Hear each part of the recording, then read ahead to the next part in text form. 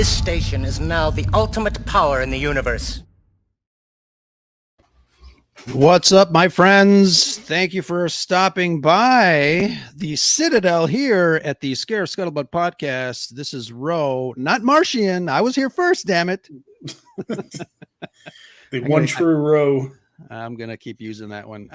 Brad is not in prison, but how you doing, my friend? It's good to see you. Well, it's always sunny on Scarif. However, it's not always sunny in Virginia. It's been pretty nasty here all day, but it's been a fun day so far, and we got to do some shopping. I know you like to ask, if I ever get anything, and we actually went to the bookstore today.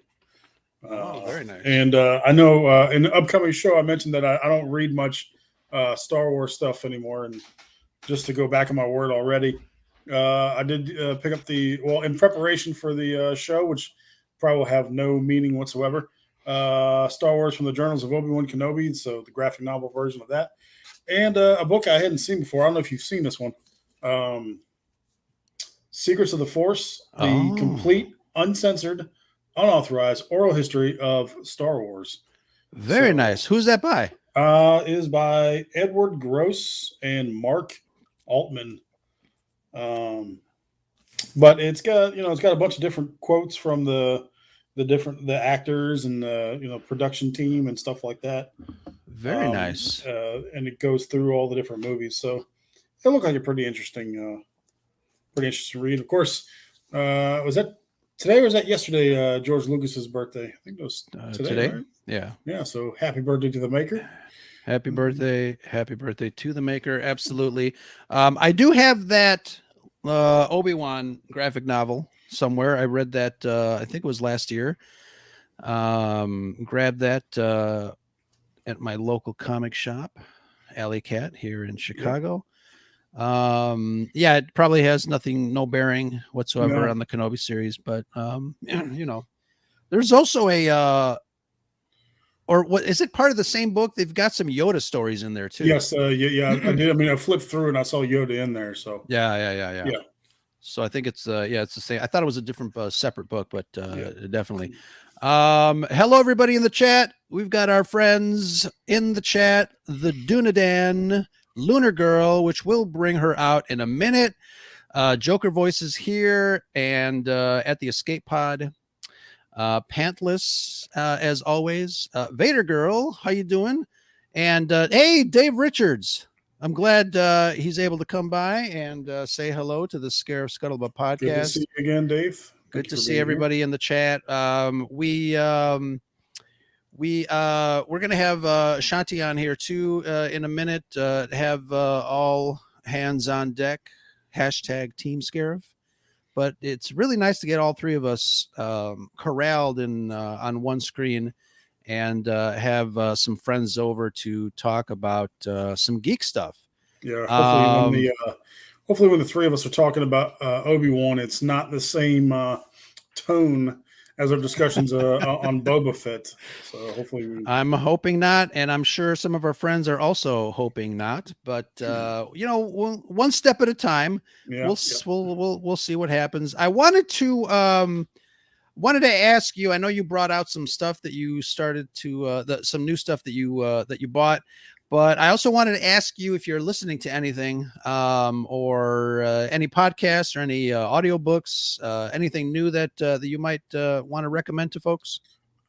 So I'm a huge Brandon Sanderson fan as far as science fiction and fantasy goes. I'm finishing up on I do listen to some podcasts, but usually on the way to work and going back and forth. I usually listen to Audible and listen to books on there. I go between fiction and nonfiction. But right now, finishing up the Wax and Wayne series, which is the sequel to the Mistborn series. If anybody's familiar with Brandon Sanderson, and about to start on the Stormlight series after that. That's what I've been listening to mostly in the car. And I think we talked about yesterday the show I've been binge watching. The Magicians, which you guys can catch on, they have all 5 seasons on Netflix. It was originally aired on Sci-Fi, but there's all kinds of good nerd stuff in there.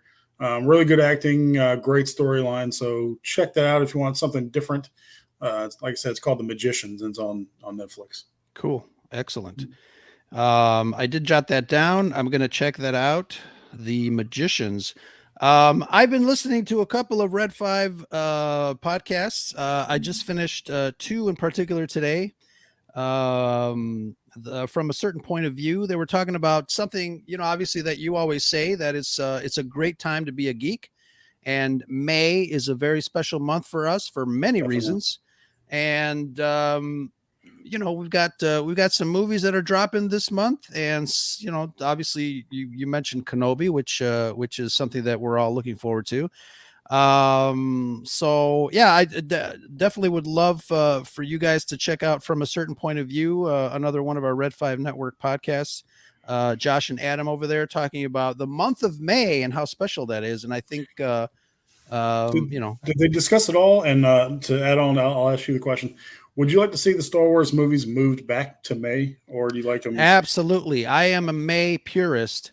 Yeah. When they moved it to December for whatever reason, I'm like, for me, Star Wars always belongs in May, summer blockbusters, et cetera, et cetera. And I don't know what their reasoning is. But yeah, for me, Star Wars has always been a May tradition. And I don't care how many other movies are out there. I know, the argument is, well, it's competing with Marvel. Let's move it to December. And I think that's BS. I mean, if you're a geek, you're going to watch, 3 movies, 4 movies, whatever. I don't know. May for me is special. It's an event, and I really, I miss Star Wars on the big screen. I've said this before. We're getting a lot of Star Wars on the small screen, and for me, I do notice a big difference as far as quality and I don't know, production value. A little bit. We won't get into that, but I really miss Star Wars on the big screen, and I'm hoping that once we get back in that scheme of things, that we'll kind of see what happens. But we've got Rogue Squadron coming to the big screen supposedly. Kevin Feige is having what's his name write another Star War, which is very exciting. We'll see what happens. But yeah, Star Wars on the big screen and May is something definitely worth hoping for, talking about. Another milestone for our friends at the Science Fictionary podcast. I just finished listening to their 100th episode. I want to say congratulations to them. And we just had our 100th episode, oddly enough, with Andrew.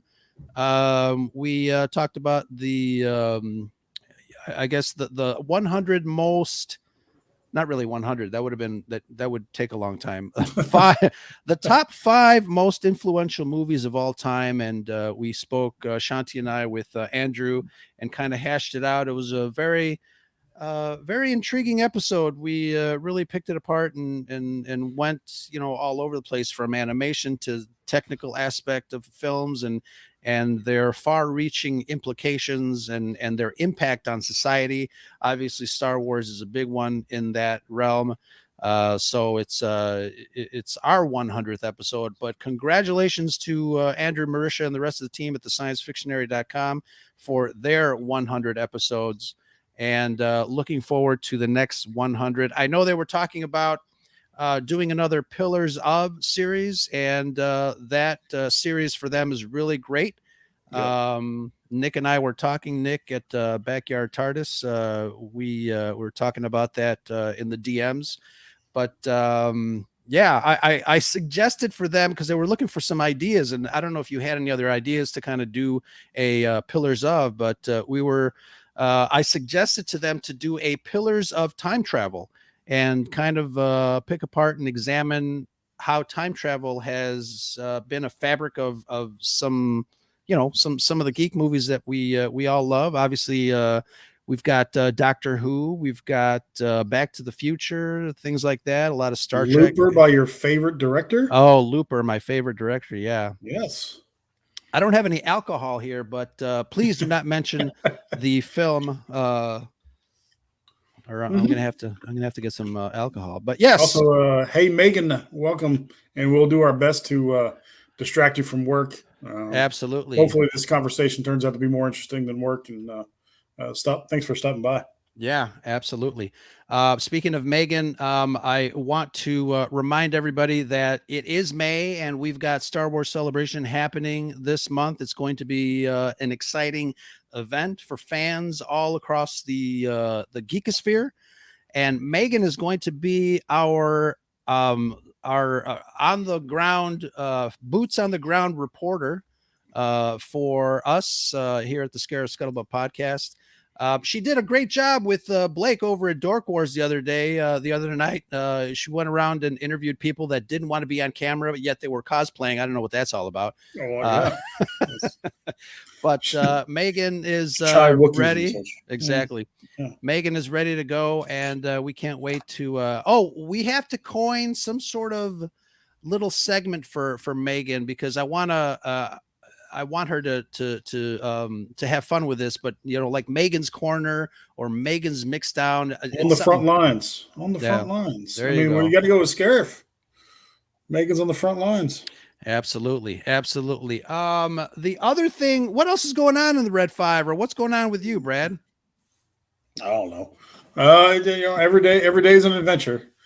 But looking very excited about Kenobi. We talked about that coming up, and getting back and doing more podcasts with you guys. So it's going to be exciting. Absolutely. One thing I do want to announce, and I'm not sure if I want to do it now. I probably will want to do it now because then we can get into our main topic and bring some folks from backstage. I wanted to roll a preview of a project, a series that I'm spearheading. Red 5 Network, we are 30 plus podcasts and YouTubers that just want to have fun, but we also want to, I guess, spread some knowledge. And I'm putting together a series of shows where I interview people depending on their expertise. We've got editing, we've got, obviously we're doing all this stuff online, and sometimes we need a little help, technical help. So if you have questions about microphones, if you've got questions about editing, file formats is a big deal. It's Red 5 Network's peer support series. And I wanted to roll a quick little preview of that to get people excited, to let them know that Red 5 Network is going to be doing that. And the first one I did was with Danny at Comics and Cosmetics. We talked about editing. I know she does her own editing, and editing is a big deal for me, obviously, because of the field that I'm in. But I wanted to roll this clip and give you guys a preview of the Red 5 Network peer support series, podcast peer support.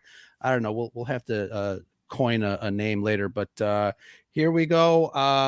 We'll come back and bring everybody in. But again, just a preview of this wonderful series that I hope people will take advantage of if you're a brand new podcaster, content creator, pull your resources together, send us some questions. We're always open and happy to assist. Here we go.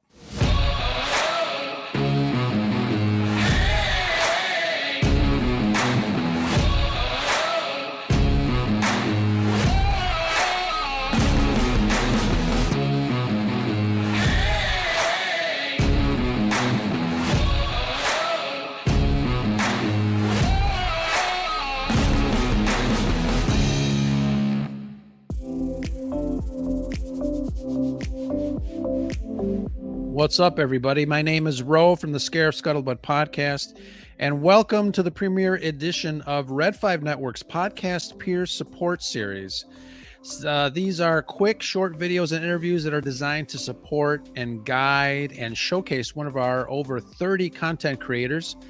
And we want to see if we can share some of their expertise. If you are thinking of starting a channel and need some tips or advice from a technical point of view, you are in the right place. So that being said, that brings us to our guest today on our premiere issue, Danny from Comics and Cosmetics. Danny, how's it going?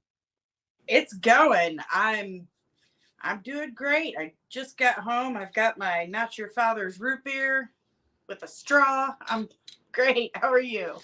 Fantastic.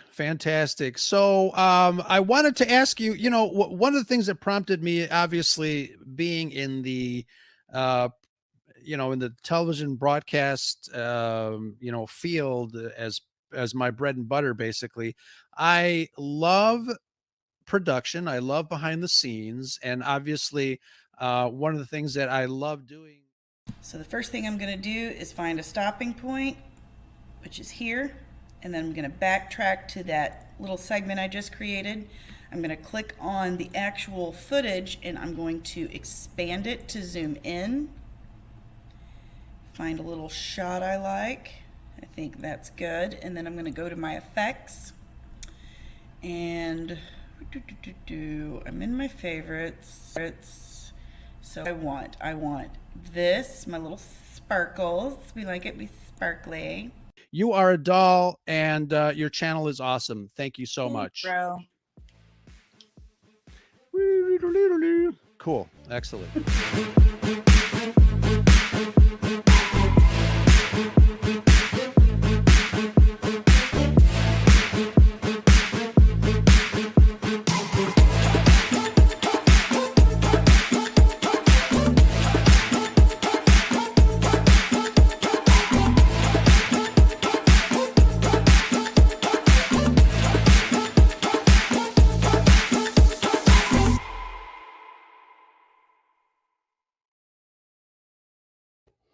Soon we will rule the world. But that was amazing. Great job on that. That is Red 5 Network's podcast peer support. Again, just kind of I want to interview a whole bunch of people depending on their expertise. I've got Sean is next. We're going to be talking about file formats because that is probably a big one.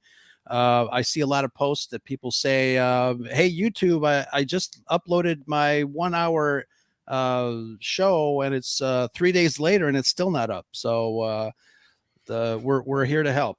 If you want to know how to shit post on social media and hashtag, I know available for interviews if you'd like to get me on there. Beyond Absolutely. That, I have no expertise whatsoever in this whole thing. I can't believe I'm on the podcast. What, 30,000 downloads later? Yeah. You guys must be as bored as Megan. I don't know what you guys are. Absolutely. So, that's it. I also wanted to make a quick announcement. ScarifCon 2022, July 23rd at Murray's Caddy Shack in Rosemont, Illinois, here in Chicago. I have to say Chicago because it's not really Chicago, but it's Rosemont. It's Chicago. It's like right here. Come on. But we are going to have such a great time. I'm starting to get, I get people that want to know if there's vendor tables available. And I'm like, we're not there yet, maybe next year, but it's going to be probably the biggest group of nerds that are getting together for this ScarifCon event in the history of ScarifCon. It's only been 3 of them, but really it gets bigger every year. I'm very proud and excited and humbled at the support that we've gotten for this event. Usually we have it at the Alley Cat Comics in Andersonville, but we are going big this time. The venue is Murray's Caddy Shack in Rosemont, Illinois, a really nice restaurant. And we're going to be having a red carpet event. We're going to be streaming the show, bringing all my TV gear, and it should be a lot of fun. What do you think? I'm hoping to be there, people. I'm working that on would it. That would be fantastic. But without any further ado, we got some people backstage now that we are done talking. Wow, it's been 20 minutes. We talk a lot, don't we? You talk a lot. Have you ever been on a show with you and Jimmy Mack? Have you ever been on a show like that? Man, I got some popcorn and we're like media people, so we can't shut up. I'm just the schmuck that just shows up, but yeah. Excellent. All right, so let's talk a little Moon Knight and let's bring some friends on. First of all, you know her as Blue Wrench Girl. Woohoo! We got Lunar Girl in the house. What's up, Kelly? How you doing? Hi, friends. I'm pretty good. How are you? Fantastic. I see you put a hat on. I did. I took your advice. Very nice. Very No, we're nice. having humidity problems up here in Pennsylvania. So, like, yeah. I was in Virginia a couple of days ago, and it was humid all week long. It was really bad. It's so gross. Absolutely. You ready to talk a little Moon Knight? This is our recap Moon Knight, and as promised, I think when we first started talking about, we did I'm not sure how many shows we did on Moon Knight, but we started talking about mid-season, and I wanted to bring in Joker Voice because I promised him that at the end of everything, I was kind of hoping that he would soften up a little bit and at least maybe start to like it a little bit. I know he has somewhat, but I see him shaking his head backstage. Let's bring in my friend and yours, Mr. Joker Voice. How's it going, JV? Hello. So I heard on Scarif you're supposed to wear Hawaiian shirts. So I brought. Yes, very nice. Yeah, it's always my flowers too. Like, Decided. Good. What's your excuse, Brad? I live in Las Vegas. I live in Las Vegas. What is this humidity that you speak of? Exactly. it's gross. It's gross. All right. Speaking of gross, we got what? I'm just kidding. Blake. Blake, I'm just kidding. Then we got Blake from Dork Wars podcast. What's up, Blake? My What's friend. up, man? How you Hey, doing? Blake. I don't have the Hawaiian shirt, but I do have a hat on. So Very nice. Very nice. Well, welcome, friends. Welcome, everybody in the chat. Thank you for sticking with us after our little diatribe. But let's get right into business. Moon Knight, it's been over for a while. I had to cancel or Thank postpone last week. I was on a business trip, but like I said, I promised Joker Voice that I wanted to do a final recap of Moon Knight, and here we are. So I think we already know what Joker Voice is going to say because he's been saying it under his breath there. But since you're last, Joker Voice, That's fine. Not by chance, maybe by chance. But let's go around the room and let's take the temperature and see what you guys thought of Moon Knight now that the series is complete. We've got a kind of a full, story going. Brad, I'm going to start with you, my friend and fellow co-host of the Scarif Scuttlebutt podcast. What are your thoughts on Moon Knight now that it's over? Yeah, so I mean, I'll give it to Marvel. This is another one of those characters that was never huge in the comics, right? It was B list, maybe C tier list. I'd put Moon Knight as far as Marvel Comics goes. Like with Guardians of the Galaxy, that was pretty much a shit comic. If you ever read it back in the '90s, it was not good. But they were able to take those characters and make them interesting. Overall, if we're going to give it a grade, I'd go somewhere in the C+ to B-. For originality. You talked about one of the episodes. I think it was like episode 5. Mm-hmm. That was a hard hitting episode as far as where did Steven come from and that sort of thing. So points for originality. Overall, though, I'd say the what it led up to. I'm thinking this is going to be huge. Hopefully, this is going to be huge. What it leads up to, and it just wasn't. In the end, I was like, oh, all that for that, and it was kind of disappointing there. But it was different, and I'm always here for a different kind of story. So I'll give him points for that. Sure. And one of the things that I'm going to say is I'm not sure of our panel besides Joker Voice. How deep of the knowledge we have of the character from the comic books. And I know, I've mentioned it before. I kind of know a little bit about him. I know, that his character kind of jumped different titles, did guest appearances, whatever, on different books. But I enjoyed it. I didn't know, what to expect.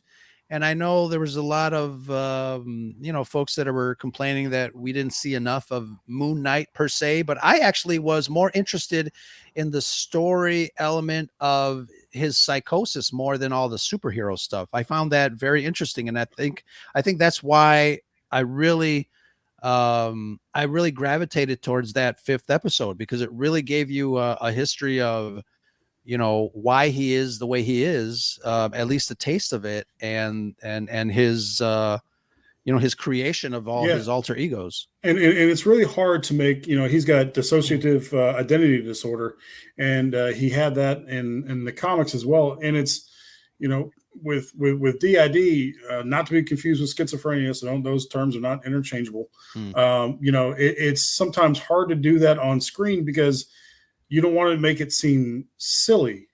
Even with this, it was a little bit confusing at the beginning, especially if you're not familiar with the character. But I thought they did it in a way that, it was pretty cool visually to see Oscar Isaac just go in and out of that British accent. I thought that was pretty interesting, but it was, Amy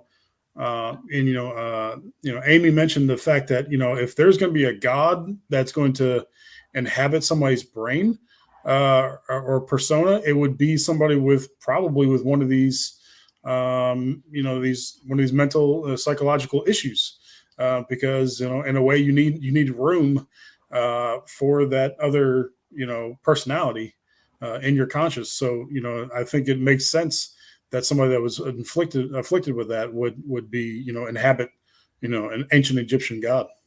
Yeah. Yeah. And, I think, we're kind of prepping. I know, the Eternals did a little bit of this, but we're starting to prep and see a little bit more inclusion of the gods in the MCU, which I find interesting as well. I think, well, let me ask Kelly, Lunar Girl, I'm going to pop you up over here. What are your thoughts on the show? I thought I was going to love it because it's moon, moons Right. and Egyptian gods, and it's Marvel. And I thought I was going to love it. I love the first episode. I actually didn't love it. I didn't hate it, but I didn't love it. I kind of lost interest after episode 3. And then it took me a few weeks to watch 4, 5, and 6. And I think 5 was the best episode. I didn't read the comics, so I don't have that background behind me on this story. It just kind of just lost me. It didn't What seem aspect? It wasn't very superhero-y until like the very end. It was like the story. It was more like an origin story rather than a superhero story to me. And I think they, a lot of people probably don't know Moon Knight as far as general audience goes. And I think Moon Knight is less known than Iron Man was at the time when Iron Man was released. So I think this was probably the safest way to tell a Moon Knight story in a series form to get people acclimated to what this character is. I think in a movie form, it would have been too compacted. There's, the character is very complex. So to introduce, something like this in a 90-minute movie or a 2-hour movie might have been too truncated. So I think as far as the format goes, I think this is kind of the perfect format for that sort of storytelling. Right. Absolutely. Absolutely. I was just expecting a little more superhero-y stuff. Sure. Love the Egyptian god aspect of it. I thought everything looked beautiful. It was beautiful to watch. Yeah. The hippo part, I was like, what? What? And I was kind of glad that I didn't watch it week to week because that hippo was like, oh, this is ridiculous. Come on. Okay, but I'm gonna counter by saying that you are a lover of geek and nerd stuff, and we have seen a lot of weird stuff. The talking hippo really was what lost you? The talking animal lost me, completely lost me. She was amazing. It didn't even look like an Egyptian god. It looked like something that came out of Disney. Does Oh, anybody the get kids? It did come out of backyard. Disney. The Yeah. backyardigans. She was Right, Uniqua exactly. for the backyardigans. Yeah. Yes. All grown up. So it was good to see Uniqua all grown up. Oh my gosh, my oldest had to watch that show all the time. I'm glad to see Uniqua's exactly. doing good things. That's all. I'm gonna get to Joker voice, but first, because she is waiting backstage, the lovely and wonderful, I can't say enough of how much I've missed her, Miss Selena Kyle. How's it going? How are you, girl? I apologize for my appearance. I've been moving since Tuesday. Oh, not at all. Put her Join the here. club. Go down No. there. Oh yeah. No, not up close. Well, welcome, Shanti. Thank you Hi. for coming back. Fantasia. LG. Fantasia. That's what you're thinking of. That's what I'm thinking of. Hippos dancing in Fantasia. Yes, that's what I'm thinking of. You nailed it. You nailed it. Yes. All right. So, and obviously, we are going to hear some dissenting voices. Well, not that yours was a glowing review of the series, but Joker voice, you're up to bat, my friend. And I know you've been very vocal through the entire run of the series on other shows. And like I said, I promised I really wanted to have you on here to kind of discuss your thoughts on it. And I mentioned that a lot of us don't have deep knowledge of the character when it comes to the comic books. That's different in your case. You do, correct? In full disclosure, I was never I never read the comic. I only started. I did a half hour of homework on the character because I was going to do reviews on my channel, and just from that alone, within the first 6 minutes of this of episode 1, I already knew where the show was headed, and it's been no secret that I have been very critical. Thank you, Pops. You are exactly right. It is no secret that I've been very critical of everything that Marvel has done post Endgame. I call Phase 4 Phase Bore because it's been boring, and at Endgame we got the filet mignon, and we've been getting a crap sandwich ever since. So that's one of the things that I'm hearing. One of the criticisms that I'm hearing about this phase, especially coming into the multiverse of madness. Do you think that Phase 4 is just too weird for general audiences? No, because Lunar Girl even said that it wasn't superhero-y enough. Well, And that's okay. Go on. Sorry. And there is a difference. Now that we've got, we started off with the real, ground level superhero stuff. From Iron Man, building his suit, and you saw him dealing with bad guys. That's when this space aliens came, and they started getting prepared for that. So it's slowly, and then we got Guardians of the Galaxy, which was way out there, and now we're getting into the multiverse. There's obviously a progression of story narrative that is like going way out there. Are we losing people? You definitely are, because Phase 1 and what has made Marvel so good with the first three was with Phases 1, 2, and 3. Is in Phase 1 you had the introduction of Shield. You either had the name Shield, you would see Agent Coulson, or you would see Nick, in every single one of those films. So that now ties everything. And then in Avengers, at the post credit scene, you see the true big bad of what we're going to build to, and that being Thanos. Thanos, right? So the remaining two we're building toward that. In phase 4, everything is just there's nothing that is tying these things together, and it is disjointed. And this comes from the fact that in 2015, when Kevin Feige fired Ike Perlmutter, who was kind of the rudder for the MCU, he fired him and was going to have James Gunn take over for Phase 4 and be kind of the sole voice and the rudder for going forward. And then James Gunn got fired. They said, "Would you come back?" He said, "I'll come back to do Guardians 3, but after that, I'm done with you guys." And so right now they have nobody there's no one steering now the ship. And unfortunately, with Kevin, with the acquisitions from Fox, and now he's also been president of Marvel Comics for some time. He's spread so thin that probably the worst possible person is pushing herself into the rudder role, and that being Victoria Alonso. Okay. Yeah. Yeah, all good points behind the scenes, a little explanation there.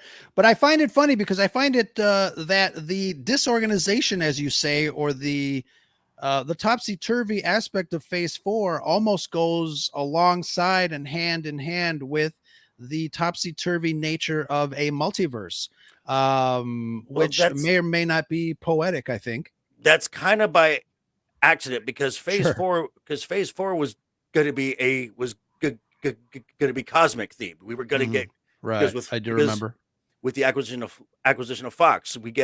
So now you have access to Galactus, the silver. Yeah, you would also get villains like now the Brood. So you would get a lot of these big cosmic level threats.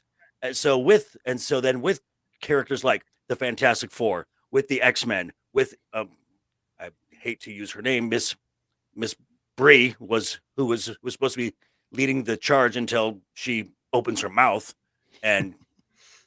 but it was going to go in a cosmic realm. And when James said, "I'm not coming back," they were like, "Oh crap! What do we do now?" Yeah, so they went the multiverse, and like I said, there's just nothing tying these shows together at all. I mean, even in the films, there's been no with the Eternals, even with this last film. I mean, I'm not going to go into. I mean, we could probably talk about other stuff Sure. later on, but the fact that America Chavez is in another dimension on another timeline, and the TVA does not show up. There's nothing tying anything. Sure. Yeah. Okay, sounds good. Let's get Blake in the hot seat. And Blake, Mr. Dork Wars podcast, what's happening?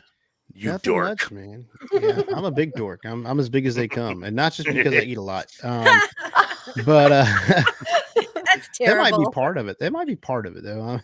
You're terrible. But Moon Knight, I'm kind of on the same page as Lunar Girl with Moon Knight. The first episode was really captivating. Like, you're like, what's going on with this guy? He's here, then he's there, and he doesn't know what's going on. And I even had some background with the comics, so I kind of knew what was going on. Sure. Right. But still, it was still interesting to see play out on screen. Taking the dissociative personality disorder, I might be saying that wrong, DID, I believe. And watching them play that out on screen was masterful.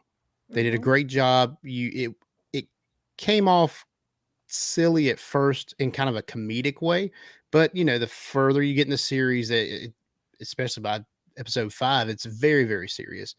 So I think they did a good job on that, but I did get lost in the middle there. I watched the first 2 episodes and was into it, and then like episodes 3 and 4, I was just kind of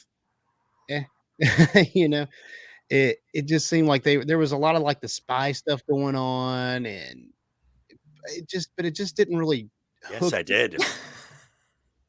It didn't get me back until episode 5, like you guys were saying.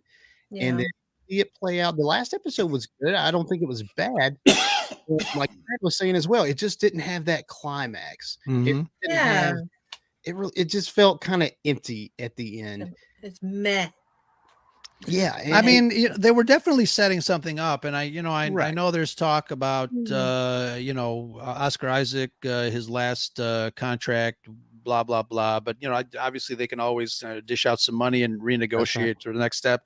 But yeah, I mean, I don't know what to expect. I would love to see him back as Moon Knight, full fledged, and see some more stories there.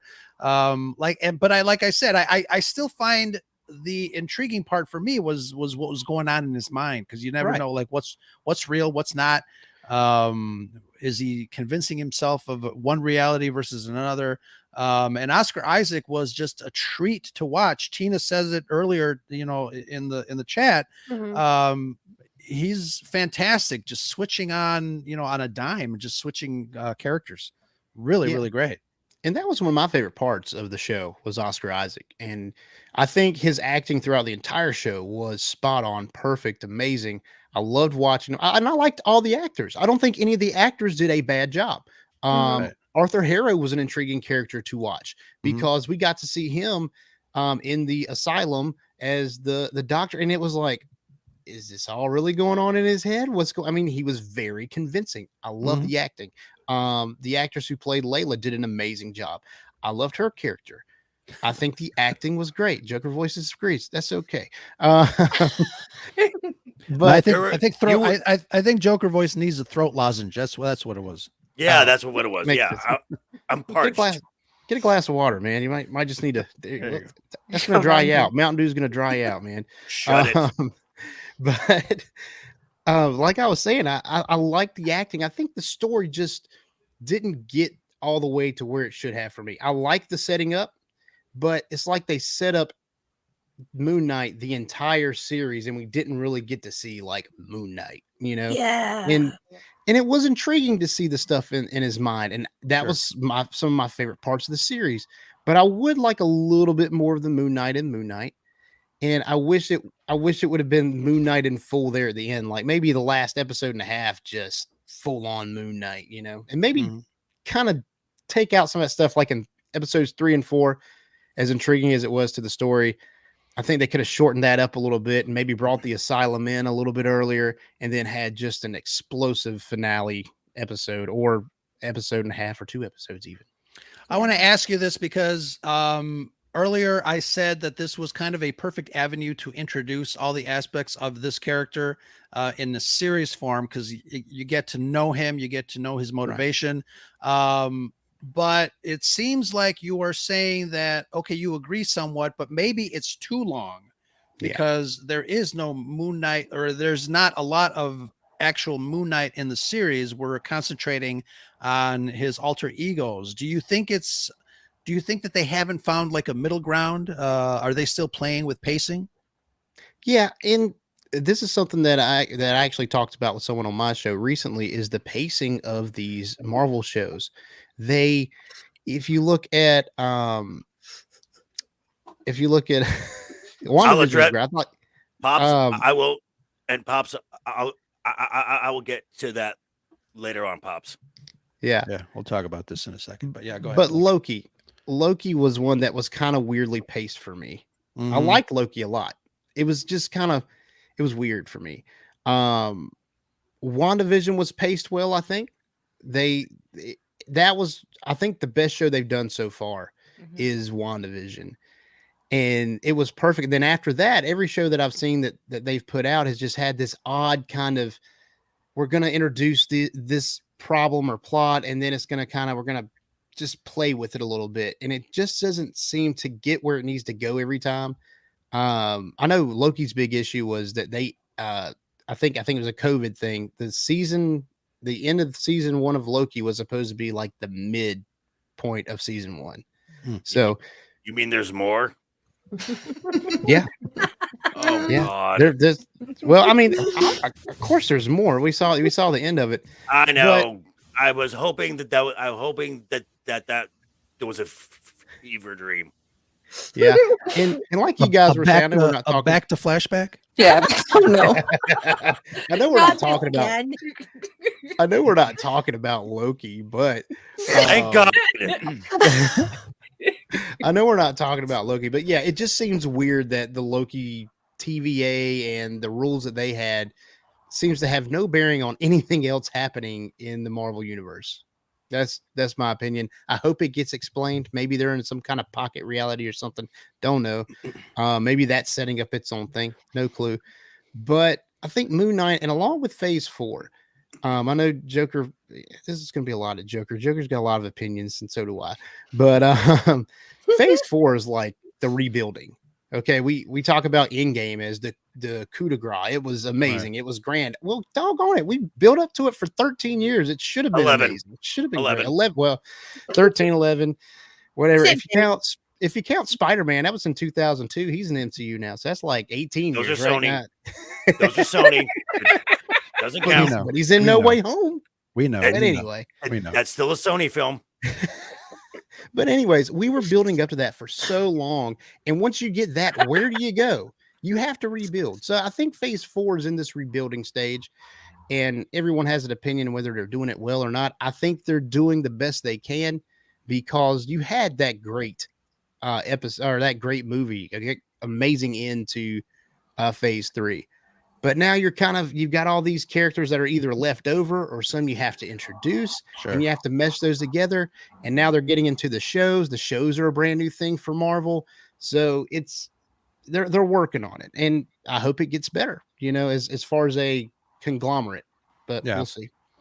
Yeah. I think, I think streaming is still kind of a new bird, and especially with these epic adventures that we get with Star Wars and the MCU. I think they're still trying to finagle the way of telling these stories. Obviously we regular broadcast television, we had a certain amount of 13 episodes, and this was the story arc from beginning to end. It's all over the place in streaming. We're getting 6 shows for Kenobi.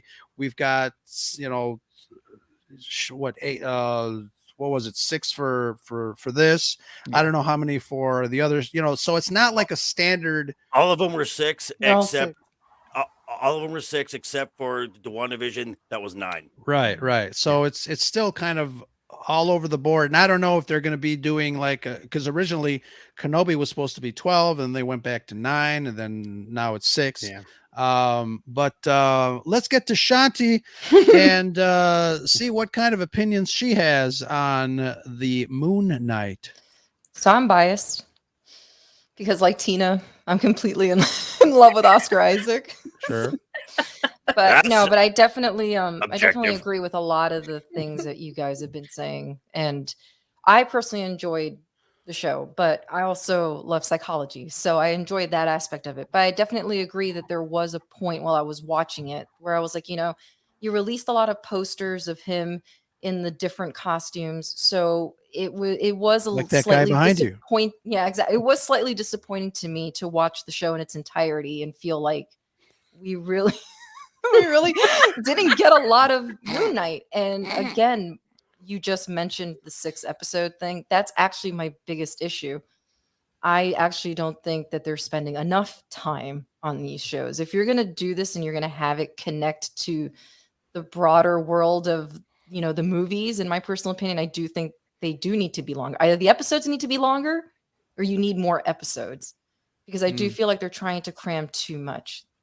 The other problem is now too, no one has any patience anymore at all. So I feel now that we were all willing to wait 11 years for movies and for things to build up. Now everyone's gotten so used to streaming in the last 2 years of just, getting all this content. And now I feel like they're going to try and take 11, 13 years worth of movies now for this next phase and try and cram it into 3 or 4 because now they've got the shows to help explain things. No patience. He's had like a minute and a half. No patience. I would be willing to wait another 10 years if you would have just gone the movie route. Now I feel like I have the movies. Now I have the shows. I know you don't want to hear this, Ro, because we were we were getting into a fake fight earlier. I am starting to feel fatigued, honestly. Yeah. I'm gonna watch it all. I'm not saying I'm not gonna watch it. I'm gonna Why? watch it Fatigue? all. Why? I don't get it. Fatigue. Because it What is feels this like bullshit? a homework assignment now. And like Joker Boy said, I Well, do do your agree. homework. Take your number This- 2 pencil Listen and here, cut down on fucker. it. Look, I am back. Don't treat me this way. I need some popcorn. No, but it's true. It's true. I look, I said it. I watch it all. I don't care. My problem is I do agree with what Joker Boss is saying to a certain extent that watching Eternals, watching Shang-Chi, watching the Spider-Man movie, now watching, Doctor Strange, and then trying to see, well, where does Falcon Winter Soldier play into this? Where does Loki play into this? Where does, What If play into this? I'm not saying give it all away, but I feel like we did see a much better connective tissue with the previous decades worth of movies. So like, what are we building towards? That's what I want to know. Okay. Yeah. Interesting. So this goes to what Brad was saying. I guess, Brad, it's not a good time to be a geek because there's just I was too much crap completely out wrong here. on that. Yeah, There's too much there's geek just stuff much- out there. So too much geek stuff. Sorry. I got nothing. I mean, I don't know. But I think watered down is we talked about that. I think that's better than just saying fatigue. I mean, a lot of content is good if the content is good. It's good, right? Mhm. I got to put that on. Hold on a second. I got to put that on a shirt. Yeah. Hold on. Well, Monetize. yeah. Hashtag it. Merchandising. Merchandising. I mean, so if like someone mentioned in the chat, like this is now like almost the second show in a row where the main character, we barely saw the main character. Book of Boba, we barely, Boba Fett wasn't really, the best episodes didn't have him in it, which was weird. And now Moon Knight, I'm with you guys. Like, yes, the psychological story was amazing, but I want to see a badass comic book hero doing badass comic book hero shit. In this, so So you're one of those guys that wanted to see Luke Skywalker kick ass in that middle movie, right? Like he wanted that to be middle godlike. take on the whole first order with his laser sword. Yes, I That's wanted to correct. see that. Just to give you some numbers on this, the actual episodes was about 270 minutes. We saw the Moon Knight less than 20. 5% of the show had the titular character of the Moon Knight. Right. Well, yeah, I mean, he said titular. Yes, it did. Hey, I can't say- stutter. I can't say the rest of it. Go I up can there, just say tit. Junior. But I know tit. So and half like You guys are going if tit they for had tat just- right now. You said tit again. Okay, so if they had just every time he blacked out and the whole everybody was wiped out, they could have just shown that. They could have shown Moon Knight being a badass and taking out a whole, Yeah. what was it, five cars worth of guys, and Right. I mean, it was cool. Like one time, like give the effect. Yeah, he wasn't there for it. Right. That was somebody else took over. But Oh, after was that Moon Knight? Right. We don't know. Or was that Maybe it Jake was- Yeah, we don't know. Lockley? Right. And that's why Yeah. this chose not to show that. Yeah, that's a good point. It's Real fast, quick question to Blake. Blake, are you on? I'm here. Are you doing a live tonight? No, I'm not. Okay, because it's 8:00. I just wanted to make sure that we're not No, man, you're overstepping. good. you. That's All next right. week. That's next week. Sounds good. But yeah, no, I mean that's a good point, Shanti. They obviously, if they didn't show something, it was for a reason, and then they did show that character towards the end, and you're like, oh, who was it really? But I'm not rewatching to find out. I'll put it that way. I'm not. And I will No. say, as much as I did love Oscar Isaac and I really loved the way he did switch back and forth, I actually found Ethan Hawke to be more compelling. I really Yeah. enjoyed probably watching him more than anybody. Every time he came on Yeah. scene and he opened his mouth, I was just like, Glued to him. yeah. You kind of Yeah. hang on his every word. I mean, everything he said was like, Yeah. "Is this a riddle? Is this straightforward?" Like you couldn't. I was like, I tell, can and see why people are following him because I'd be Yeah. following too. He's very charismatic. Mhm. with his message, and it Yeah. shows. And Ethan Hawke played that character very well. Wonderful. Yes. You know, let me ask you this, because there's something that I noticed about this. I'm gonna pose a theory, and I wanted to get your take on it. Everything that we've seen, including him, was all in his head. It seemed like the purpose of him, having the staff and killing people that are about to do something bad. It's almost like Oscar Isaac's characters constructed that as well because of what his mother did. And I thought that like the entire series was in his head, that nothing actually happened. What do you think about that? Not I only think I think That would be you are disappointing. I think you are giving the writers way too much credit. Yeah. And I I've had heard that thought you- at one point, but and I've no. heard you say that before, previously in the chat. But I mean, as a writer, I think that would be kind of interesting. Okay, that would be if they had competent writers. Marvel at this point does not. It would be a very lost way to go with this, for sure. Ugh. Well, at least Another it didn't take another forever lo- to find out. another Yeah. lovely Jar Jar Abrams failure. Right. Dave Richard has a question. Are we doing any rewatches of these MCU shows? How much are you paying me? Paying? Yeah. WandaVision is the only one I rewatched. I rewatched Yeah. WandaVision. I rewatched WandaVision maybe 2 or 3 times, I would say. Probably 3. Mhm. I would say 3. Loki, I seen it did not twice. rewatch actually. Yeah. The only one that I rewatched is Falcon and Winter Soldier. Ooh. I still didn't watch that one. That was the one I liked the least. that's- I And didn't that's rewatch Hawkeye. I like And I Falcon liked I- Hawkeye, but Hawkeye, I did yeah, rewatch. Hawkeye was I didn't good. rewatch. What If did not rewatch. Yeah. Which is interesting because every Marvel show has from premiere. Please stop it. Every Marvel show from premiere to finale has lost on average 275,000 viewers, Mhm. and that's from Samba TV.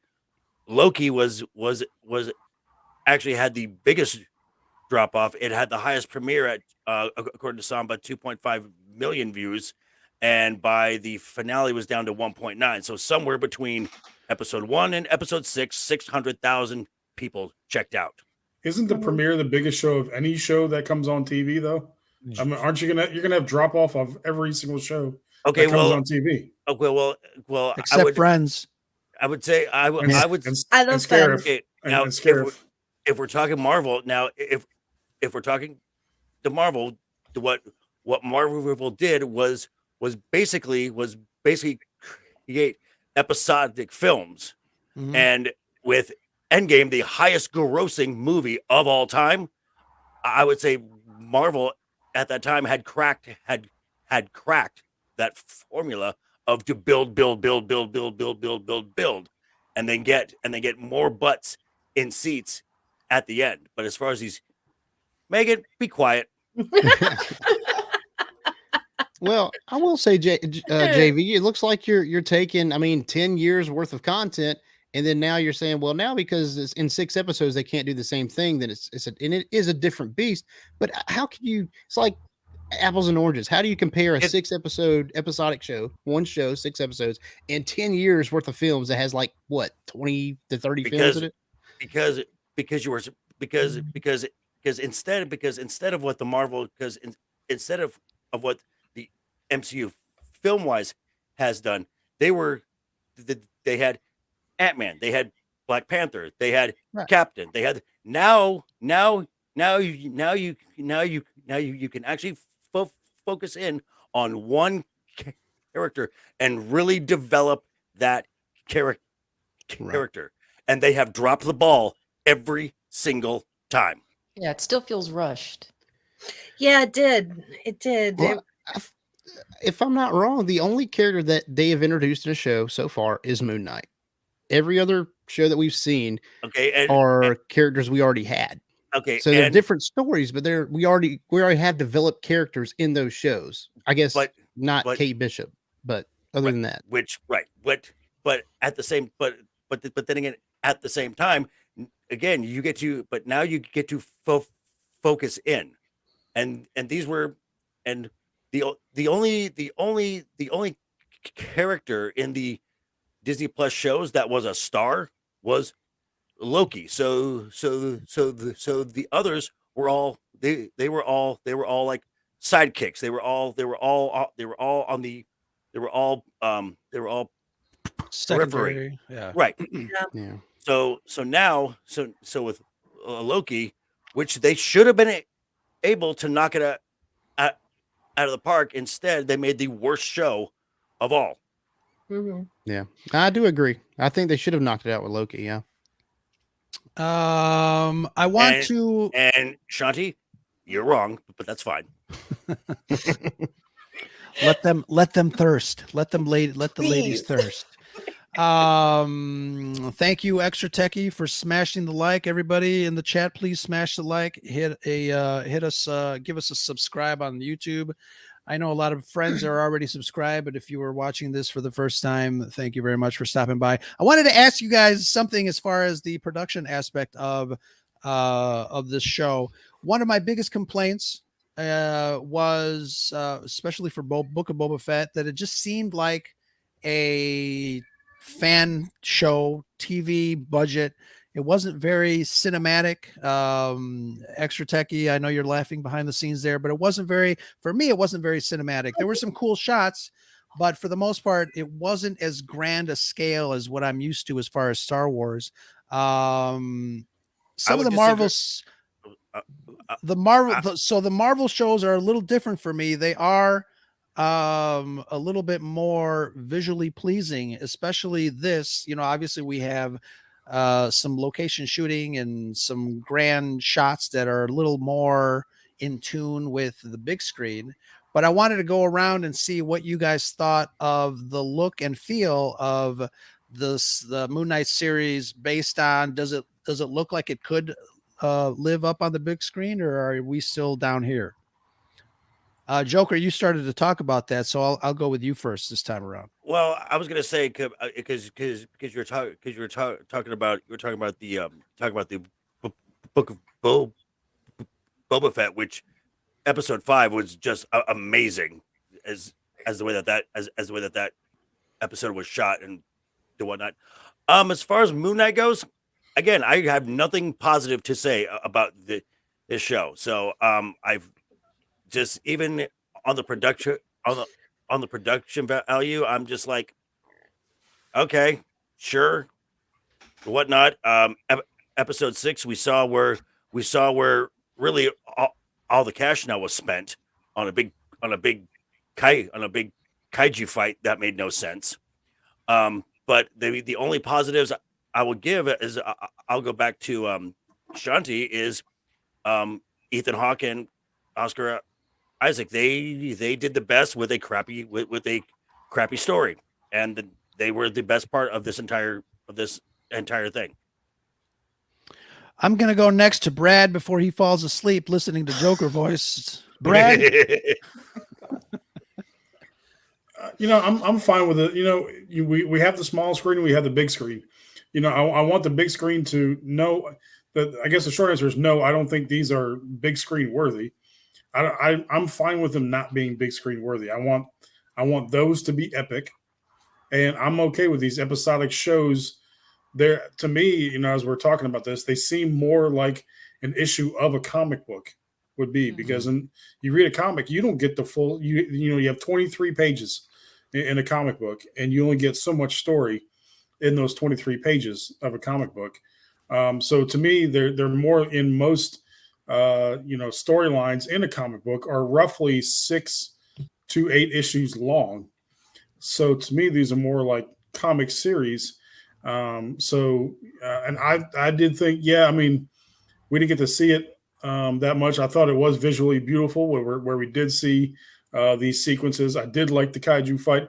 If there's Egyptian gods involved, I'm down for it. I thought it was pretty cool that they were on a different scale than everybody else. They definitely could have, as Blake was saying, they could have dropped episode 3 or 4 and done a longer, finale episode and made these fight scenes bigger there at the end. But I'm okay with the production value being not as high for these, and because they're serials, as opposed to movies, and I'm okay with that. Sure. Sounds good. Shanti, what about you?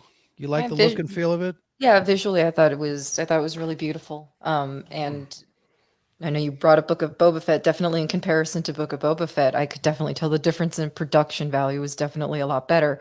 Could I see that on the movie screen? No, I think there is a difference, and I do want the more cinematic stuff to stay in the movie theaters. That's the whole point. There should be a difference, but also now in this day and age, and streaming and shows seem to almost be bigger than movies now. I kind of feel like there is a certain probably level of expectation that the shows should look a little better. I mean, I know it's been a while, but having just rewatched it, for instance, Game of Thrones, the amount of money they threw towards that show, it didn't feel like a show. It really did feel like I was watching a very, very, very long movie. So the argument of cinema versus TV, I do think TV does have the potential to look like cinema. I'm just not going to expect it from every single show. Thing is, it's Marvel. You need those special effects. So if you're going to put it on TV, I don't want it to look wonky. It has to look good. Yeah, there were certain things that I thought that didn't look the greatest, but again, especially with Doctor Strange, I'm trying to take into account that these last 2 years we've been dealing with a very, very strange time. We've had a pandemic, budgets, things just haven't been there. So I wouldn't doubt if a lot of these things have been affected by that, and maybe that's why they don't look as good as they possibly could have. So that's why I feel like I've been giving a lot of these shows a pass and trying not to be so rough, because I keep that in mind. Now, I feel like we're kind of on the tail end of all of this COVID craziness. So I'm hoping now that maybe things will start to look better, but I don't know. I hope for the best and I prepare for the worst. Yeah, that's fair to say. I personally think that Moon Knight was looked really great. A lot better than the Book of Boba Fett. But it also depends on the director, his experience with the technology, with the process, what tools that he's used to dealing with. But again, these are all professional directors that should know at least a baseline of directing for whichever medium they are directing movies in or shows. Kelly, what about you? You, despite your shortcomings on the expectation of Moon Knight, what did you think of the look? Okay, sorry, I froze. It was okay. I mean, all of the Egyptian scenes looked really, really great. I really liked it. Everything else was kind of like, it was okay. There was nothing out of the ordinary, I liked it when I actually got to see the suit, when, Layla would say, put on the suit. And I liked both Stevens having a different suit. The hippo, I'm hung up on the hippo. Like Ahmed as the alligator, the crocodile looked really cool, Agree. And then you have the hippo. Like, I'm gonna stop hating on the hippo. I know. I identify with the hippo. I love the hippo. I like the hippo. I hated the hippo. Joker voice, you hate everything. I know. I don't hate everything. I do not hate everything. I hated the hippo too, though. I mean, I hated the hippo. I like the idea of the hippo, but it looked like a cartoon in the middle of a movie. It was ridiculous. I liked Conchu because he was a snarky bastard. I love Conchu. and loved that it was F. Mhm. Murray Abraham. It still Yeah. continues to surprise Mhm. me how Marvel gets some of these actors to do this. Like, again, I didn't think I'd ever see Ethan Hawke in a movie like this. Yeah. I know, wish I no, I had know that's where the more. money's at. I get Yeah. it. I get Yeah. it. I mean, did you see the post-credit scene of Yeah. Strange? Mhm. Talking about actors. Come on. Oh, we- oh, Yeah. you mean Did. oh, Yeah. We've yeah. got Robert Redford in a Marvel I know, movie. I Michael mean, come on. Douglas. Like, this Yeah. is insane to me. I oh, love you it. mean where we met the new female replacement for Doctor Strange? Because of course. Blake, Yeah, what's up, man? your thoughts on the look and feel of Moon Knight from a cinematic perspective? So, on the whole, most of these shows have like a above TV tier look to them.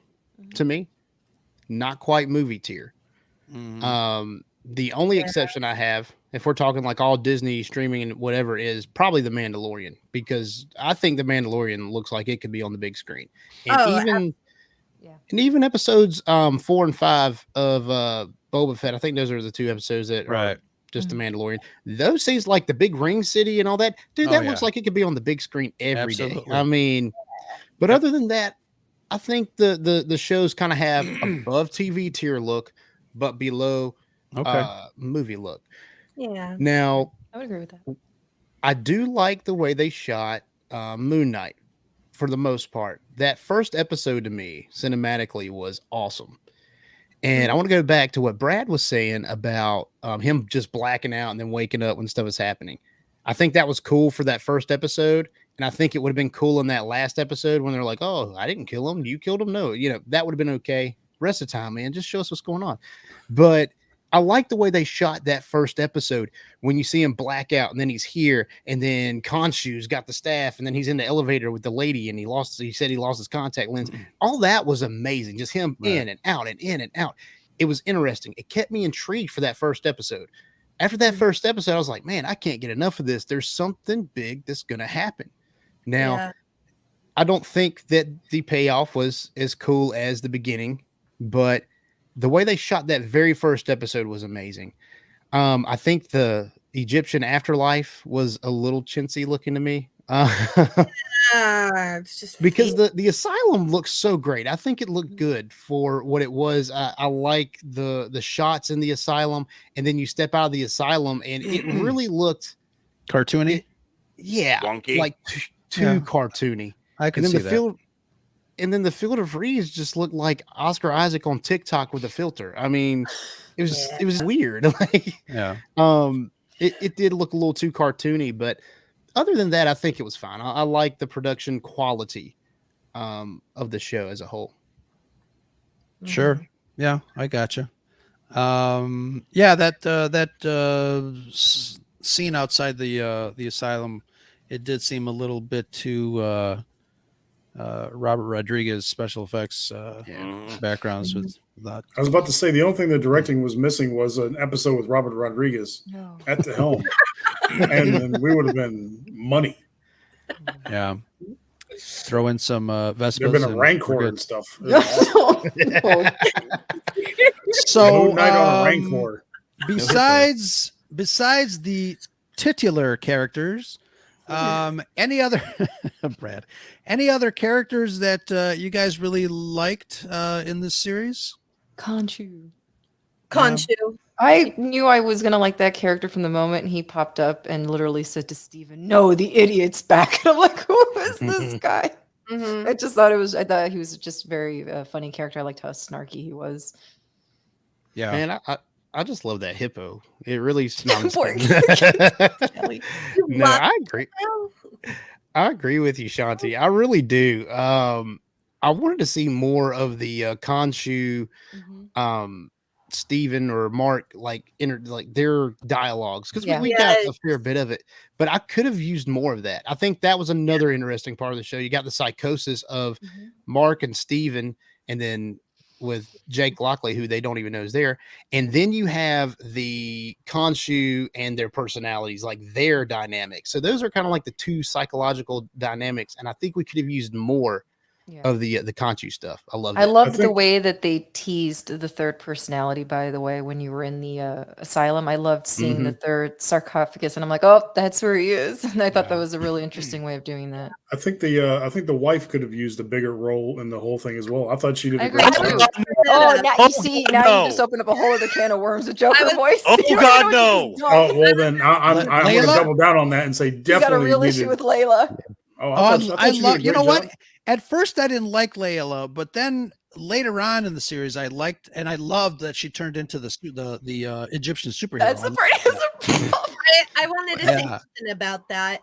I thought she needed more. I found her to be an extremely boring character, kind of whiny, and then she became a superhero. And then, if you didn't already know it, an Egyptian girl had to go, "Are you an Egyptian superhero?" Like, come on, Yeah, I didn't like how that one. I redundant could have is done that? without You that. know, Yeah. like, yeah, that was the was excessive. moment.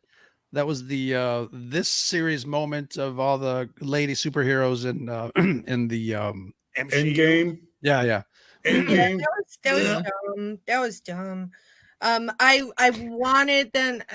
They should have built her up a little more if she was going to be a superhero. But I found her to be very boring, very beautiful, and I loved her superhero outfit. Like Yeah. when she Yeah. became a bird hippo, I guess. But Yeah, that was my question. Where'd the wings come from? She's a Yeah, hippo she's a goddess flying hippo. avatar. What? Joker's about to have an aneurysm over there. It looks like. I was also kind of confused about the power level of the different gods and how one all those avatars they just got chumped. They all I couldn't tell they Telling you, seemed to vary. these shows are not long enough. Well, that's It's something not. that someone said in the chat earlier is that I think Pop said he's gone though, but I think he mentioned the fact that they didn't set up certain rules Mhm. and Yeah. that I agree. literally, kind of mess things up when you kind of think about it. And I think, lore building in shows like this is very important. Something I think that, we talk about a lot, especially with Star Wars. Setting up the rules and setting up lore is something that is very important. And key. whether you agree or not, as far as what the writers decide to develop and share with the audience. I just want the hippo action figure. I'm going to be I honest. want a stuffed animal. no, I want Yeah. a black series. I want a hippo. whole hippo series. I want a hippo I'm- series now. When that Origin action story of the figure hippo. when that action figure comes out, the hippo action figure, I'm gonna send a One to hippo Kelly? action figure, one to Kelly, and I'm also gonna send her an ET action figure. Yeah. Do it. What a world! What a What world! a world. Yeah. I'm unique with the god. It's a nerd. Yeah, a nerd not liking ET is my multiverse of madness. I know. I don't but get this show isn't about ET. it. Because she segues. Let's Yeah, get there's off this that, topic. Yeah, Hey, all Davey right. is chomping at the bit. podcast. And Blake, you said something that I remember somebody that said something in the chat too regarding, it might be too short of a series, not explained a lot, but somebody said it in the chat that this is not really the end of Moon Knight, but just kind of a setup and the beginning of Moon Knight. And obviously, I'm sure we're going to see him again, see his character again. Why doesn't Joker think that we're going to see Moon Knight again? Yeah, why introduce this character to not utilize him? That's my question, because at the end of every single show, with the exception of Hawkeye, which was confirmed about a week after it was a limited series, we saw on everything. The Wanda will return. Captain America and the Winter Soldier will return. Yeah. will return. Loki will return. We did not see it for the Moon Knight. So, Well, that- so again, why does this show even exist? And the show, since I've been waiting, this episode 6 broke every single flimsy rule that they had set up. And again, these shows have the rules are just arbitrary. They make them up as they go. Okay, for one, the avatars. So the Moon Knight resembles the look of Khonshu, the wrappings, the mummified. Ethan Hawke's character has crocodile symbolism all around. The avatar for the hippo goddess gets wings. Well, yes. Okay, so that's one.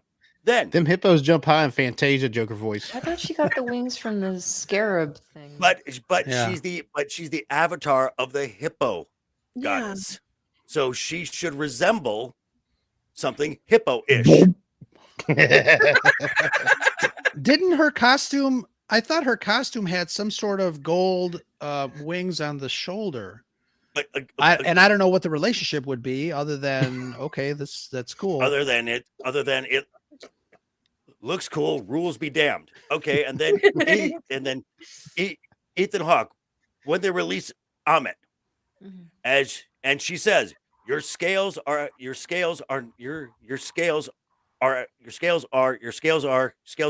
out of balance by the rules of the show established in episode 1. If your scales are not balanced, your soul is to be devoured. Yeah. Ethan Hawke accepts this and is like, I accept this. Please do as you will. And Crocodile God's like, nah, I'm gonna let you live for reasons.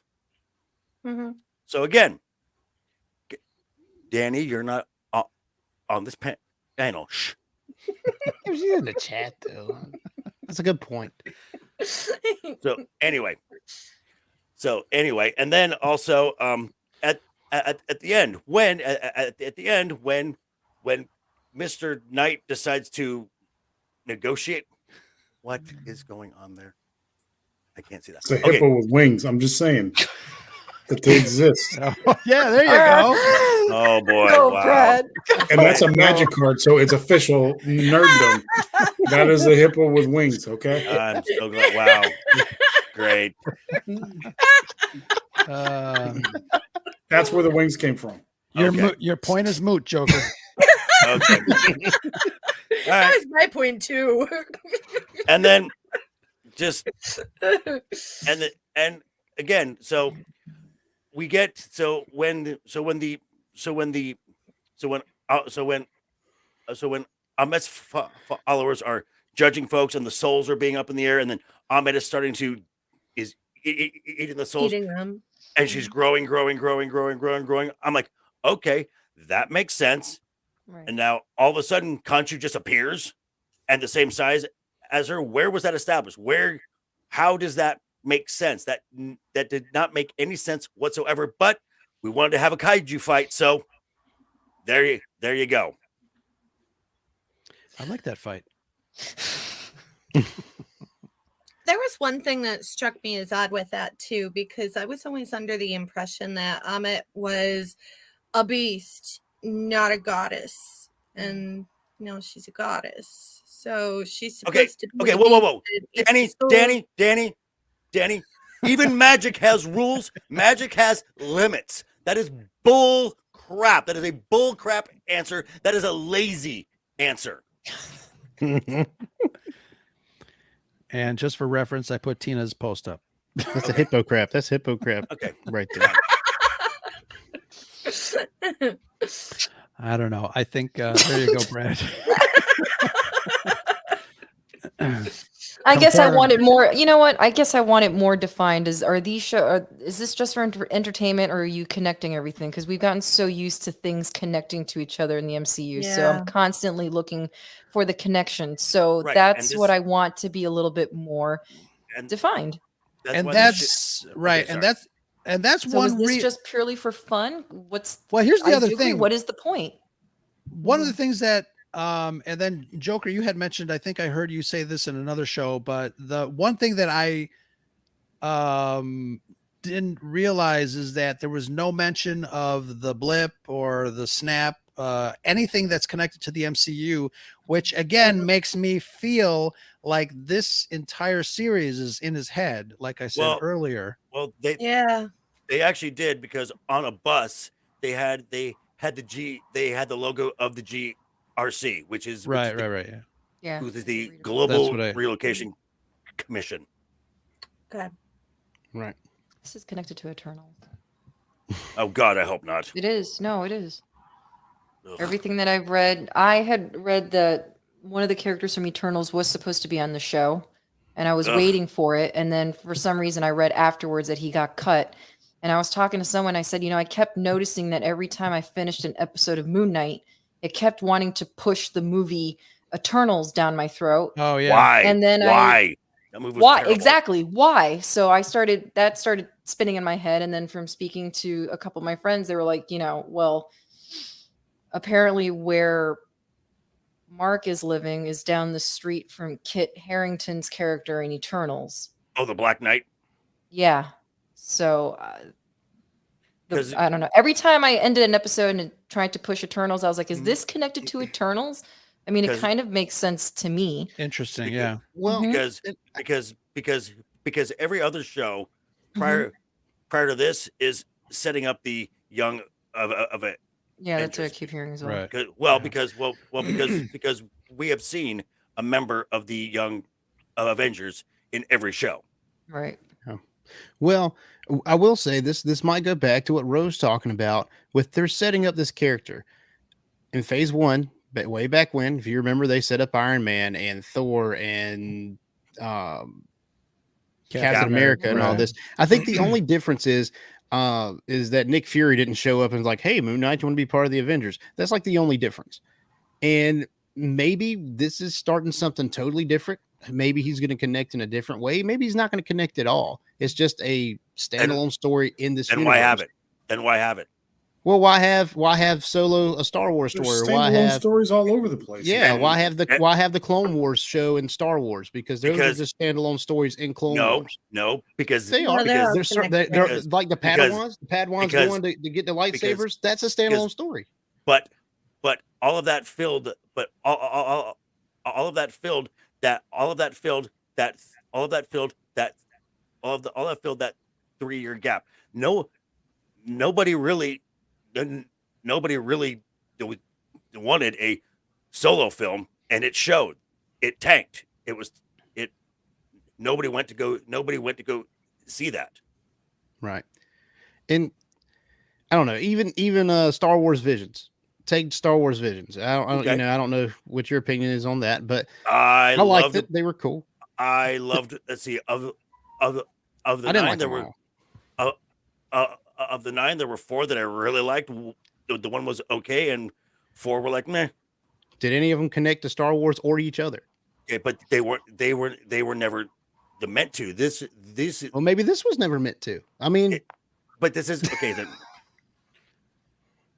Mm. Can we not just have a story for the sake of having a story? I'm a little bit confused. About Yeah, that but argument. I That's mean, the ending of But the then- series really leads you to believe that something else is going to happen. So I Right. think whether it's a continuation of this story and this character, the nature of Marvel comics is that everything connects, and Right. I think the last more than a decade of films has demonstrated that. Right. And There and is Blake- Credit I'm scenes sorry. and mid-credit scenes. What is the point of Yeah. those if not to connect everything? So Right. when So I I think- see an MC project being pumped out at me, whether it's through TV or through the movie, I have literally been conditioned, right. Mhm. all right, to use a term, conditioned that Yeah. this is all going to connect this entire string. Did any of you So, read the Dark Avengers comic series? no. No. Because All personal it was I don't think it's still it was a few years back. It was the Dark Avengers, but they had some of these characters that were more into witchcraft, but it was the Doctor Strange, Scarlet Witch, maybe even Moon Knight type characters. It was the darker side Mhm. of the Marvel universe, and it almost seems like they could be leading up to something like that. Not your typical Avengers storyline, but it was the Dark Avengers. Right. It almost seems like they could be leading up to something like that, which Mhm. when you put all those characters together could also make for a very interesting story. Right. People are talking about The Last Jedi and Solo in the chat. Sorry, I wish that's I, my fault, though. I wish I had alcohol. But Yeah. I don't know. Maybe the MCU is going a different way with this thing. That's just maybe my opinion, and it might connect later on down the road.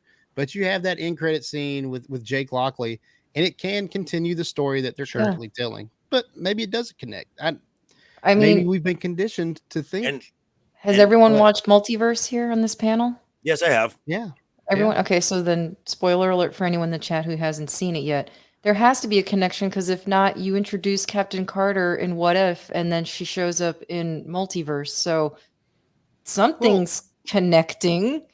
well, it can be Yeah. connected, but not influence the rest of the MCU. You know what I'm saying? Like maybe the Egyptian gods are going to show up some other time. I don't Everything know. just feels like it's but- about time and messing with time and But- messing with but- events. You know what I mean? So I'm trying to figure out like what's. Yeah, I'm still trying to figure out like what's going on. Maybe Joker Voice has a point. They're still trying to figure it out It internally. could be. But you know, we'll see what the end of the tunnel holds. Yeah. And Story wise.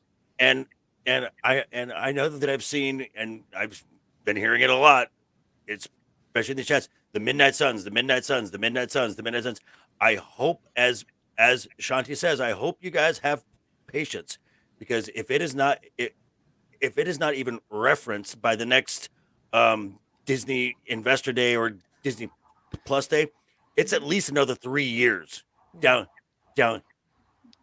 the road, at least. Oh, boo hoo! We had to wait 3 years in between the Star Wars movies Okay. back in the day. Okay. That's what I'm saying. Yeah, Like, yes, we yes, don't mind right. waiting 3 years, but unfortunately, we are not the only ones making up the audience. As much as we like to feel like, yes, we have taken over, I can tell you right now, every time I go to the theater lately to watch one of these Marvel movies, believe me, the nerds are still outnumbered. I can tell by looking at the Yeah. audience. You By the can't just- normies. By the Yeah. normies. Yeah, so at the end of True. the day, like, I know, but at the end of the day, that general audience is not going to have that patience, especially now with the last 2 years of streaming and having so much content and being able to absorb so much at once. Are people really going to wait another 10 years? Thank you. Yeah. That's my That's my worry. I'm willing to. I have no problem Yeah. if it means you're going to give me a quality story and it's going to give you more time Right. to really flesh it out. But I already feel like that's not what's happening. That's why I keep saying it feels like homework. Gee, I'm watching shows and I'm watching movies and I'm like, Well, and I'm in a well, tizzy Yeah. almost. What's well, going on here? well, How are and these all even connecting? well, and even now with Doctor Strange, the WandaVision is required viewing, I because feel it is. if you haven't seen that, you're lost. I don't It- necessarily agree with I don't think that. it'll be super lost, but I you do won't think be it's super essential lost. watch. I think it's a Yeah, Right. you should Just watch it. right. And I think. and Go ahead, Joker. and that is not good overall storytelling. Going back to Blake, you don't have to watch, you don't have to see Clone Wars or Rebels to understand what's going on in the films of Star right. Wars. Right, I right. agree. If They're you have not offshoots. if you have not seen the WandaVision, there are major plot elements that you are going to miss in the multiverse of madness. Yeah, I can agree with that. Yeah, and it just seems like they're trying to connect the whole shebang. Or with the show. or they're trying to force folks to subscribe to Disney Plus. It's money, man. I mean, it's Yeah. a business. Yeah, It is. and then we have to understand, obviously, Disney is a business, and even if that is the case, can you blame them? No, because there's still No. a lot of really great not at all. content on the Right. streaming Mhm. service. But I have to push back on the whole we are being bombarded and it feels like homework aspect, because it's, I don't know, I love it. We watch everything, and we were having an argument online earlier today with Josh about regular fans and or regular moviegoers, I guess. But I do think that watering down a story to please the common audience might water down a franchise. And I think if you don't explain, or if you go into a franchise dumbing it down, it does no justice to the original content. And Maybe that's Yeah. why I feel that way, because I will don't com- feel like I'm getting the best that we could possibly get. And You the- know what I mean? Yeah. Like I've said before, my parents loved those first 3 phases of movie. Yeah, they didn't stay for post-credit scenes. Yeah, they may not necessarily know who these characters are in depth, but they were thoroughly entertained. They were well acted. They loved the effects. So they got what they wanted out of that. But unfortunately, that's actually the vast majority. And if my parents had to go and want to watch these movies, they would be utterly confused, because I can tell you right now, they would not take the time to watch the shows on Disney Plus. Right. and this is what as you said, Ro, the watering down to please a broader uh, audience. This is where, and it happened with me in like the last 3 years. I I changed the way the way I think about these. I am no longer just a viewer. I am not a consumer. I'm a paying customer. So Mhm. with that the mindset, yes, I have a set of e- I have a set of expectations, and everything post Endgame has fallen short. Thus why I am I can so understand that. Mhm. critical. Critical, yeah. Right. No, 'Cause I can say I've understand, been yeah. entertained. They've held my attention, but I certainly can't say that this phase has wowed me in comparison. Yeah. Listen, lightning doesn't strike twice. It's just plain and simple. This was fresh. This was new for us, getting these Marvel movies like that. And Mm. I Mhm. think it's almost lost its luster. I mean, I Sure. mean, Yeah. I was listening to I was listening to a film critic. He's on a channel called Film Thread. His name is Chris Gore, Mhm. and he said after Endgame, would it have really been a bad I would it have really been a bad idea to just stop for like 5 years and Mhm. really develop another cohesive story, and then just start at 5 years. Mm. You know what? I would have been okay with that. Mm-hmm. Yeah. I really Yeah. would have, because I think it but would have you drawn know, in the audience in even more to Yep. wait like that and say, "Oh Right. my God, now here's our first Marvel Yeah. movie in the new phase. We've waited 3, 4, 5 years, and everyone's going to really go out in droves." I'm Right. telling you, it's all about let's get it pumped out Well, now, and because that's what people yeah. can't wait. and that's what happened with Star Patience, Wars. people, patience. You put Yeah. out the original trilogy in the 70s, come out with the prequels in the early 2000s, and then come out with the sequels way on down the. It works. Like even with like does. Jurassic World. Remember when Jurassic World came out? There was a lot of buzz around that movie because everyone was like, "Hey, man, we're getting more Jurassic Park stuff. That's Right. amazing." And this years and years after, so I don't think that would have been a Yeah. bad idea, Joker. I mean, that Right. could have been something. I mean, But we have to I mean, we have to remember though that investors don't want to wait to 5 years. And that's That's the true. problem. That's It's the that's battle true. between the Yeah. business Well- and the creative well, process. in it, Yeah, well, always. well, luckily, Disney doesn't hinge on On the just Marvel. right? That's true. Right. So they have that to fall back on. Yeah, I Sure. just I feel mean, like this is all I mean, they become a own big so gimmick much. for And just- Disney. And Yeah. just as an example, I know for me it's not a big deal, but I know a lot of folks that are ultra excited about Top Gun Maverick. Yeah. They are over the moon for it, because they're waiting like 40 years Yeah. Yeah. practically. Yeah. Sure. Yeah, that movie's gonna crush. I had to whisper in my son's ear when that trailer came out. I go, "This movie was big in the '80s." He's like, "Okay, So funny, Dad. Ro. Okay." Well, we've been going for quite some time, and I want to thank everybody who was in the chat and stuck with us.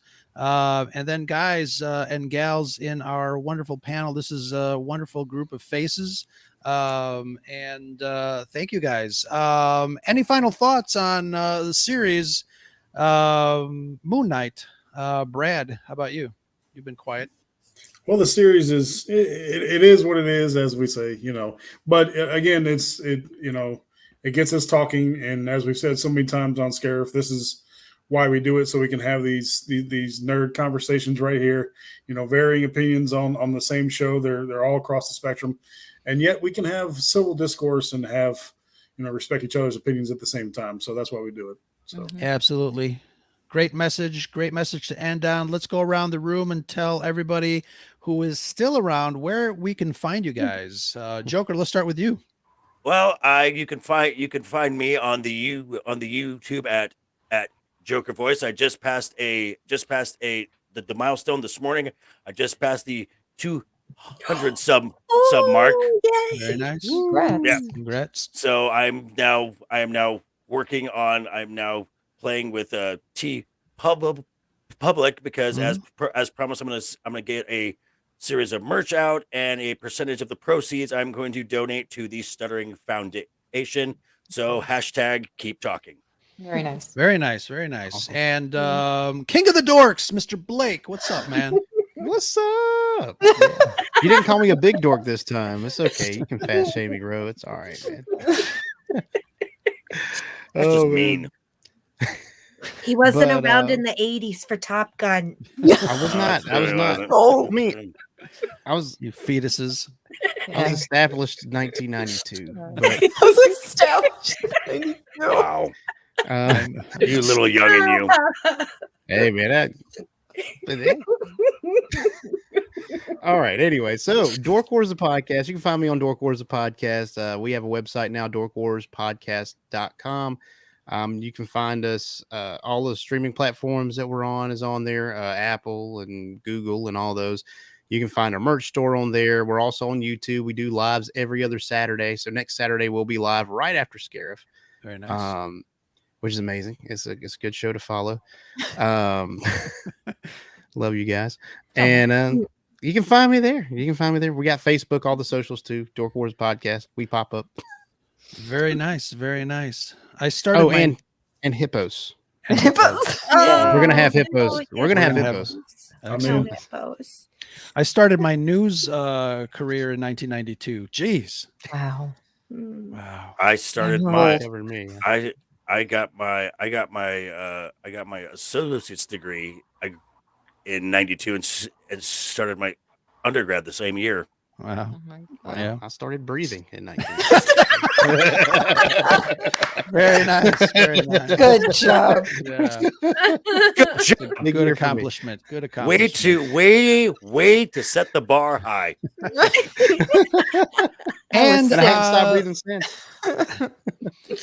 and our wonderful, wonderful lunar girl. She is so fantastic. She helps out Aw. everywhere she can. Of She course. nice. She nice. She's like the Red 5 network den mother. It's like her herding cats. Yeah, you do a lot of stuff. Where can people find you? Well, I do the social media for the Sidebar Cantina. You could find me running almost all the various social medias for them. They are at bio.link/the Sidebar Cantina. So drop me a DM. Dave and Jason are going to be celebrating the 55th birthday of Sgt. Pepper on Monday. Ooh, very nice. Great album. So thank you. Well, I didn't do it, but It doesn't matter. but but I like that album. So if you wanted to pop into Twitter, I set up a Twitter poll this morning running for 24 hours. Or if you'd prefer Instagram, up in the stories of the Sidebar Cantina, you will see 5 questions, this or that. And we're doing British Invasion bands. So let us know what your favorites are. Jason Pink will. Floyd. Very nice. The Cure, The Clash, Yeah, all good ones. All good Madness. ones. Yeah, Moody Blues. Very nice. Very Go cast your nice. vote. We'll discuss it on the episode on Monday. Cool. Excellent. And last but not least, come here, guys. My Aw. co-hosts over here. Come on, get closer. Get closer. Come on, over here. Big hugs to you guys up on top, Brad and Shanti. Shanti, I'm glad you're back. Brad, Me I'm also too. glad. I'm also glad you're back. And not in prison, apparently. On parole. On parole. But yeah, watch our socials. We got a couple of things going on. We just interviewed. So May 25th is the real Star Wars Day. I'll just leave it at that. My mom's birthday. Oh, very Aw, nice. happy birthday. Cool. Yeah, Your So, mom was Star Wars. yeah. For your she's- mom's birthday, we got her an interview with Jimmy Mack from Rebel Force Radio. Good. We're Good. we But are my- going to drop that. What she always wanted. What she always wanted. We're going to be dropping that episode Well- on May 25th. Well, actually, in 1977, she wanted my dad to take her out to eat, and he took me to see Star Wars instead. So Very nice. Good plan. Oh boy. It's great. No. Well, it's a long, sordid story. We don't need to get into that right now. Oh, you know what? We are doing Dork Wars live next with Brad. No, I was kidding.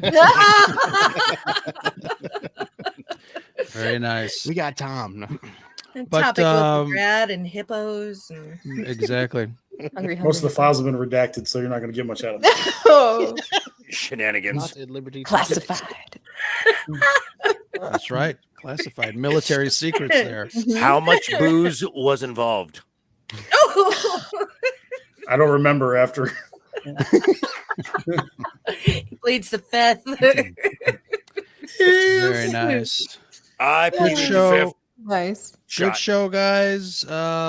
Follow us on all the socials, Scarif Podcast, and the rest of the Red 5 family. You can find Red 5 Network, the pinned tweet, what is that? The bio.link/Red5. Don't forget to ask us about ScarifCon. We are very excited. July 23rd, save the date. We got a lot of people coming to hang out with Dominic Pace, Mr. Gecko, the Bounty Hunter, here in Chicago. We're also going to, I know a couple of people are coming in the Friday night beforehand, so I'm trying to set an event for Red 5 Network Gaming also. So we're going to do a lot of fun stuff. That weekend is going to be a weekend of crime and debauchery.